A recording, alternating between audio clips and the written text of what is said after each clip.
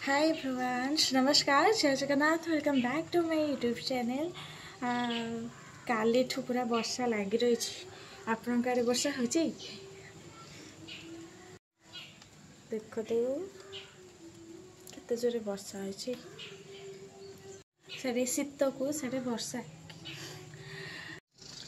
आपण आड़े वर्षा हो आमर कालीठू वर्षा लगी रही लघुचाप तो सकाल उठिकी गाधे पाधे सारिकी पूजा कम का सब सरला तो एबे रोषे कम स्टार्ट हम कौन रोषे कली चलते देखा।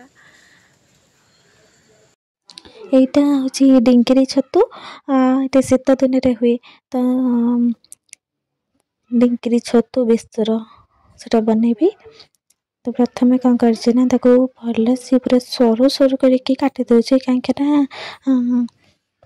ଅଧିକା ମୋଟା ରହିଲେ ତା ସେଥିରୁ ପାଣି ଅଂଶଟା ଜମା ବି ଯାଏନି ତ ଭଲ ଲାଗେନି। ତ ପୁରା ସରୁ ସରୁ କରିକି କାଟିଦେବେ ଯେମିତିକି ପୁରା ଚୁନା ମାଛ ଟାଇପ୍ର ଭଜା ହେଇସାରିଲା ପରେ ଦେଖାଯାଏ।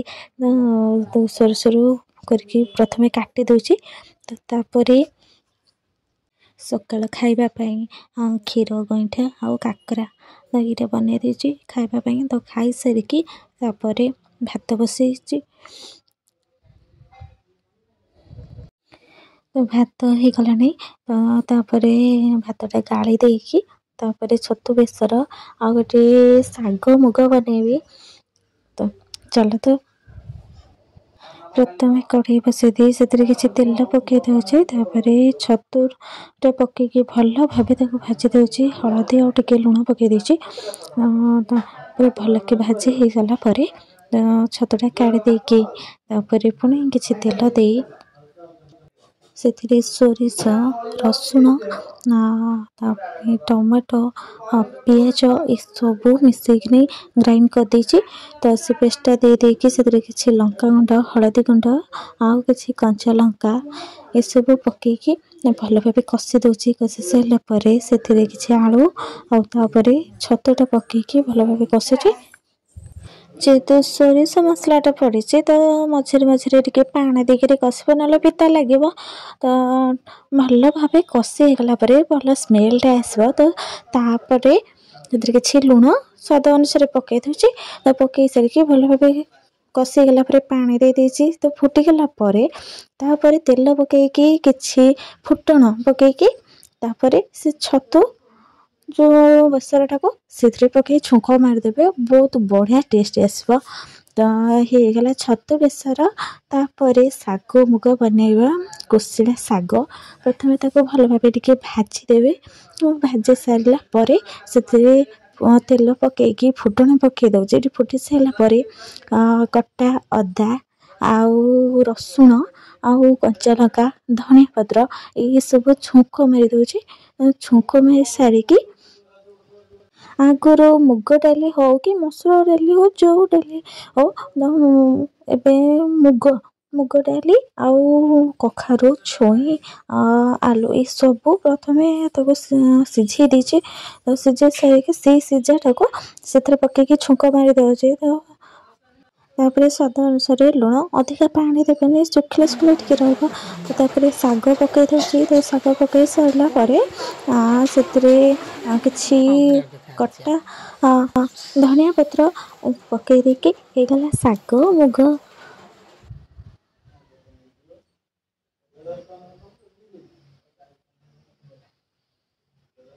ଏସବୁ ରୋଷେଇ ସରିଲା ତ ଖାଇ ଦେଇକି ତାପରେ ଇଚ୍ଛା ହେଲା କି ଚିକେନ୍ କରିବା ପାଇଁ। ତ ଚିକେନ୍ କିଛି ଦହି ଆଉ ହଳଦୀ ଗୁଣ୍ଡ ଲଙ୍କାଗୁଣ୍ଡ ଲୁଣ ସୋରିଷ ତେଲ ଏସବୁ ପକାଇକି ତାକୁ ଭଲ ଭାବେ ମିକ୍ସ କରିଦେଉଛି।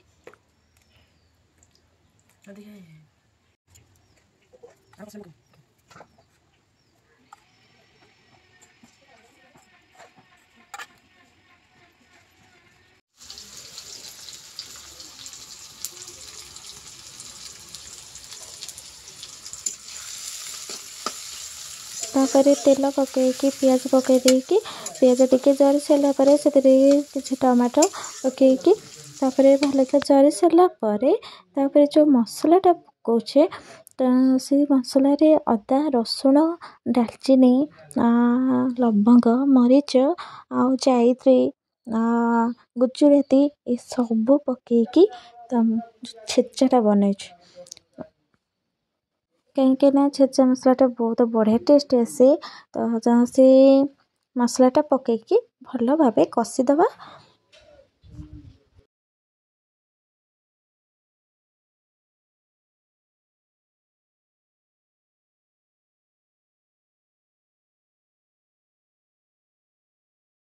ଯେତେବେଳେ ମସଲାରୁ ତେଲଟା ଭଲ ଭାବେ ବାହାରିବ ତାପରେ ଜାଣିପାରିବେ ଯେ ମସଲାଟା ଭଲ ଭାବେ କଷି ହେଇଯାଇଛି।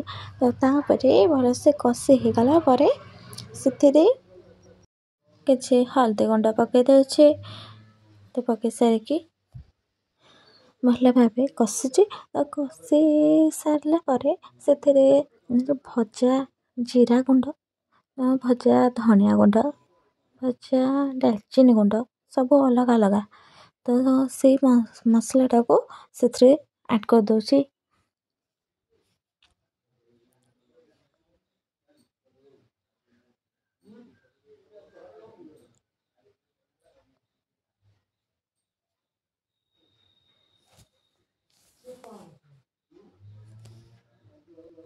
ତାପରେ ଭଲକି କଷିକି ଚିକେନଟାକୁ ସେ ମସଲାରେ ପକାଇ ଦେଇକିନି କଷୁଛି। ସତରେ ବହୁତ ବଢ଼ିଆ ଟେଷ୍ଟ ଆସିବ। ଏମିତି ଥରେ ନିଜେ ଘରେ ବି ବନାନ୍ତୁ ଆଉ ଟ୍ରାଏ କରନ୍ତୁ କେମିତି ଲାଗୁଛି।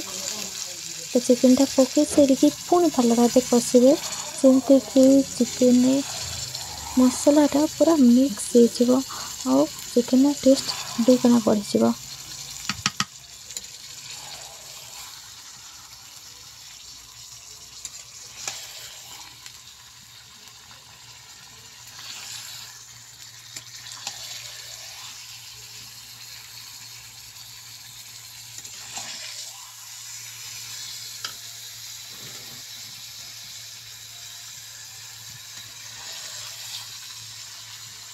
ତ ଭଲସେ କଷି ହେଇଗଲା ପରେ ସେଥିରେ କିଛି ପାଣି ଦେଇଦେଉଛି ଯେମିତି ଚିକେନଟା ଭଲକି ସିଝିଯିବ।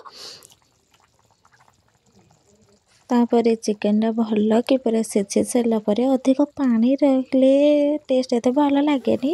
ତ ଭଲସେ ଚିକେନଟା ସିଝିଗଲା ପରେ ପ୍ରସ୍ତୁତ ହେଇଗଲା ଚିକେନ କଷା। ଏଇଟା ଭିଲେଜ ଷ୍ଟାଇଲ୍।